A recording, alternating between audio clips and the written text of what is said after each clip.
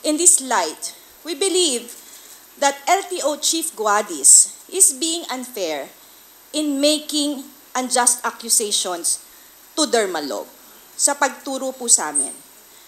For reasons I don't know why, pero baka mamaya he is misinformed, maling datos ang naibigay sa kanya.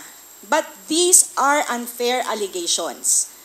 So thus, we are asking LTO Chief Guadis to apologize to Dermalog for his statements that are not accurate. Hindi po biro-birong pagbintangan. Sana po, maitama niyo po ang mali para makausad po tayo. So, but moving forward, nananawagan po kami kay LTO Chief Guadis na makipagtulungan po sa Dermalog para masolusyonan ang problema. Nagdudusa po ang taong bayan. Huwag pong pagbayarin ng taong bayan sa mga ganyan pong issues. Nananawagan ako sa iyo, LTO Chief Guadis, samahan mo kami, Dermalog.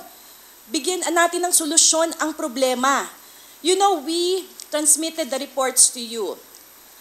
We even volunteered to do workshop for IT security. Sa network team mo, hindi mo sinasagot.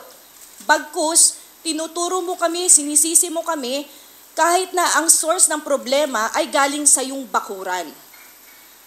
So, LTO Chief Guadis, let us serve the people. Let us give them the public service that they rightfully deserve.